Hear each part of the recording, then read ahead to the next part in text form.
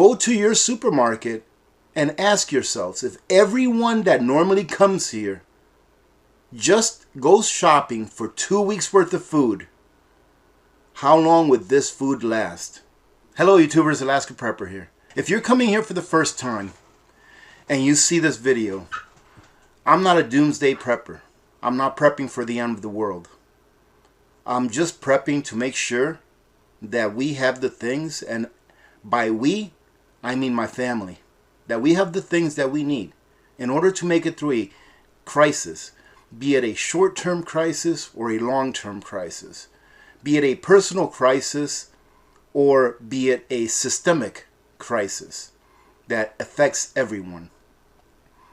So I normally don't shop at Walmart, but I drop my daughter off to school every morning, and yesterday morning I decided to stop at Walmart to get a couple of envelopes. And when I was there, I decided to walk around just to check it out, and I noticed something that I think that a lot of people miss. And especially if you're not preparing, you need to take a look at this. Now, I didn't video record the entire Walmart. I just went up and down a couple of aisles, and there were significant gaps in many of the food aisles or the food shelves. But that's not what I want you all to think about on this video. Yes, as you can see here, there's gaps here, there's gaps there. And this was early in the morning. This was before 8 o'clock in the morning. So they've had all night pretty much to replenish whatever had been used the day before. And before I forget to mention this, on my way out of Walmart, when I was driving out of there, I noticed that there weren't really any delivery trucks. There weren't any tractor trailer trucks backed up to their bays in the back of the Walmart. So pretty much what they had there at that time is pretty much what they had. But I was realizing as I was walking up and down the aisles, not only that the shelves weren't fully stocked, and those that looked like they were fully stocked, they were pretty much fronted off. Meaning that what you saw in front of the shelf, what you saw at eye level, is not really the entire shelf. Doesn't really represent what's in the entire shelf. That most of everything was just pushed forward so that it can give the illusion of being full. And when I'm walking around, I'm like, you know what? This is a really big Walmart, because I decided, since I was already there, I decided to go and see if they had any pressure canning lids, which they didn't. But when I was walking towards the pressure canning lid section, which is in the opposite side of the store of where the food is, I was telling myself, this is a really big store. And then a light bulb went off. And then I thought, this store is only about 20 to 25% food. If that, or grocery items, not even food. Because their grocery section also includes cleaning detergents, includes toilet paper, it includes things like that you cannot eat. So about 20%, I would say 20, maybe 25% of the store, of the size of the store, consumes grocery items. And I'm thinking to myself, even if these shelves were completely full, how long will that food last if panic buying ensued? Or if the masses that are not necessarily in the know right now, because they are ignorant as to what is going on in the world when it comes to shortages, supply crunches, and just food not being available. You see, we all hear about the 60, 70, 90, container ships that are off the coast of California. And then from what I understand, now they're also gathering up off the coast of the East Coast ports and also in the Gulf. And now I even understand that here in Alaska, that they're starting to back up as well. And I think it gives us a perception that those container ships are all the solutions to all of our problems when it comes to shortages.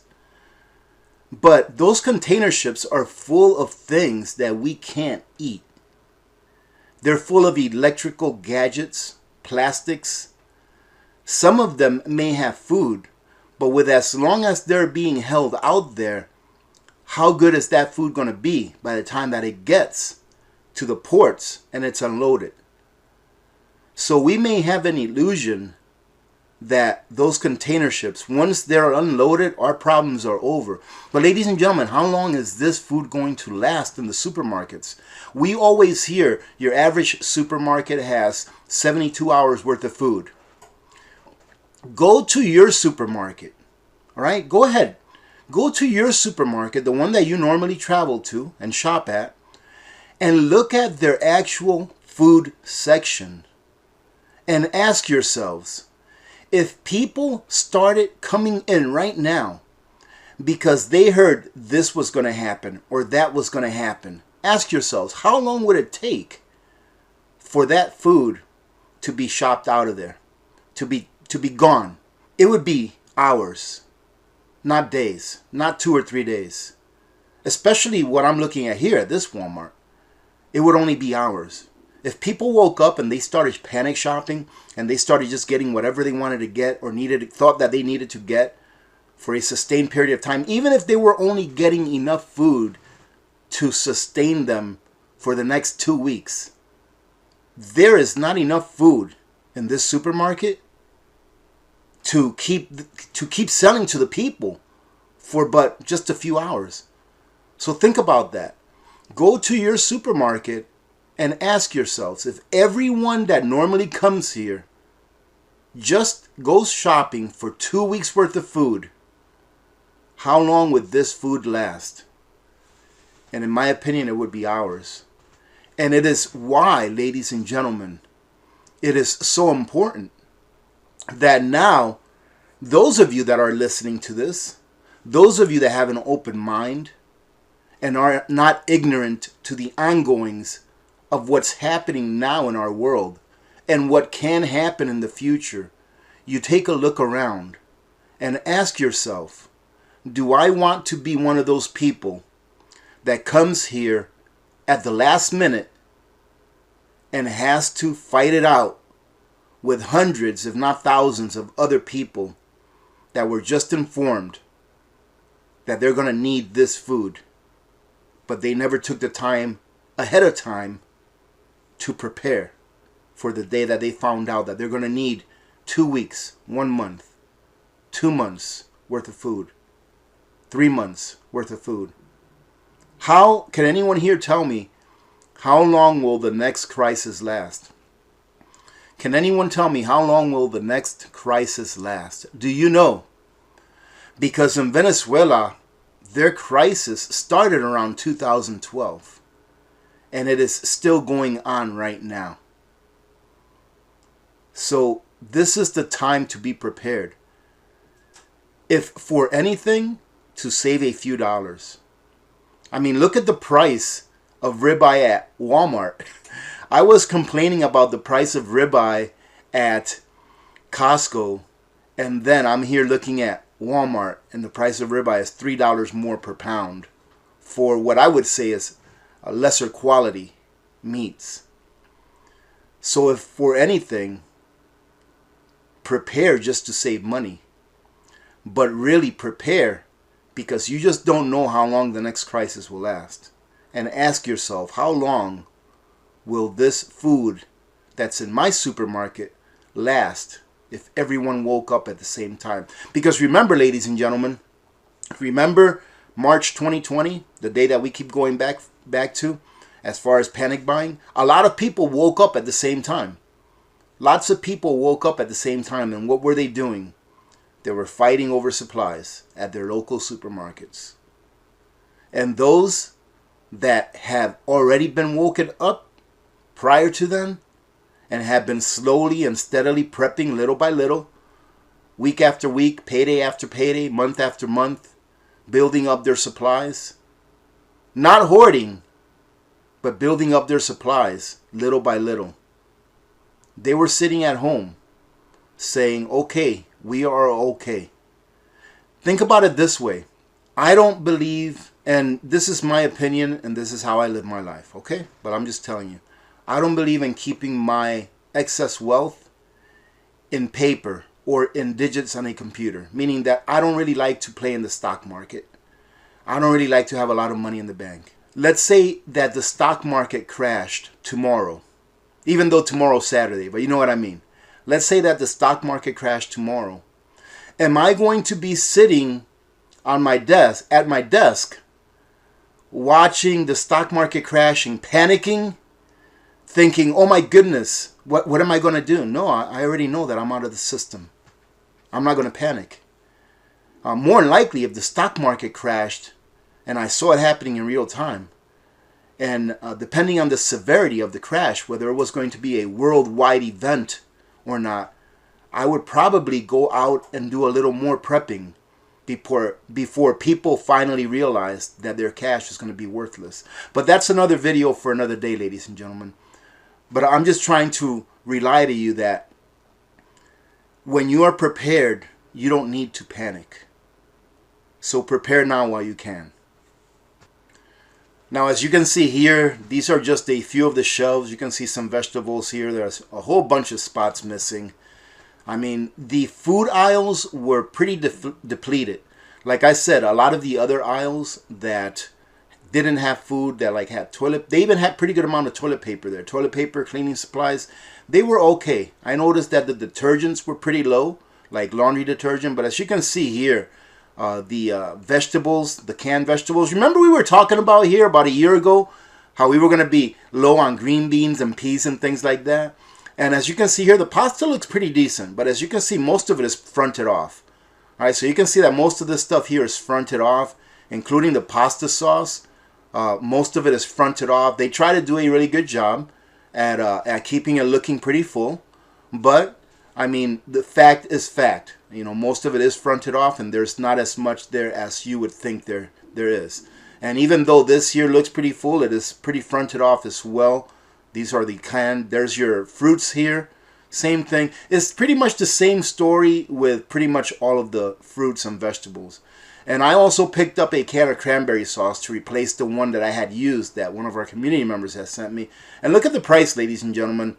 $1.54 for the generic, $1.90 for the ocean spray for a whole whopping 14 ounces. And here are the meats. The meat department actually didn't look very full for being this early in the morning. And that's $5.54 for hamburger. Sorry about it being a little blurry here. I think the cold was getting to my lens. But here's the ribeye. And here you can see that the ribeye is, what is that? $21.36 per pound. I thought it was $21.99. But $21.36. So that's almost $3 more than what I'm paying at Costco. And Costco is a pretty pricey place. But you can see here that the shelves here, even this early in the morning, are pretty, pretty bare for being this early in the morning where there's not really people out shopping. And then you can see here the rest of the meat shelves. I'm just assuming, ladies and gentlemen, look at it this way. What if they don't get a delivery today? What if when I went there, they don't get a delivery? And here's your chicken breast. Not a terrible price for the chicken breast, for pre-frozen chicken breast. But what if they don't get a delivery today? You see the shelves right there? That's what they have. That is what they have in the store. So ask yourself, next time that you go to your supermarket, how long will this food last? And that's just some of the frozen aisle shelves that are looking pretty bare. Then I went back to the pasta over here. As you can see, the pasta here, the boxes. I mean, they have a decent supply, but not nearly enough when you think about how many people shop at this Walmart in any given week. If everyone that comes here to shop in any given week decides that they all have to come in the same day or the same couple of days, this is all going to be gone, ladies and gentlemen. So how long will the food in your supermarket, the supermarket that you shop at, how long will it last if they stop getting deliveries? Look at this. They have plenty of ramen though.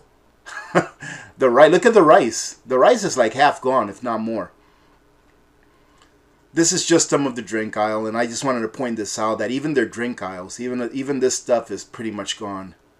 All right, ladies and gentlemen, having said that, I hope that you all have a great day. I hope you got something out of this. I hope that if you're not preparing, that you start preparing, because this is not going to stop for a while. I mean, even the mainstream media pundits, even Chairman Powell, all right, the Federal Reserve Chair, says that inflation is going to continue all the way through 2022.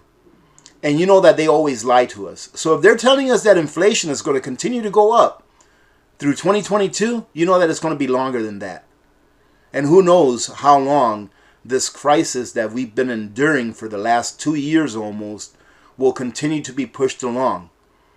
Who knows how long they're going to continue to use the excuses of the decisions that they've made in order to make more decisions that affect us negatively, not only as a country but as a world. So prepare, ladies and gentlemen. It's as easy as that. Prepare. This is the easiest time right now to prepare, because going forward is going to get more difficult to be able to be prepared for any given amount of time. Why? 2 reasons. Things are going to be more expensive, number one, and things are going to become more scarce. You will start seeing more gaps in the supermarkets like we're seeing now, but they'll just start getting worse. There will be less availability of goods that you're used to getting, and it's just not going to be there. And if the day ever comes, hopefully it won't, where people start panic buying again, that food is not going to last. Not a very long time. Okay, let me go ahead and get off my soapbox. Having said that, thank you very much for joining in, ladies and gentlemen. We will talk to you this afternoon during our Friday live stream at 2 p.m. Alaska time, 6 p.m. Eastern time. Happy Friday to all of you. Remember to be good to each other. When good people do good things happen. Remember to reach one, teach one, and repeat. If we all did this, the world would be a better place, and you know that it will be a better place. Many blessings to all of you and your families. I'm Alaska Prepper. I'm out.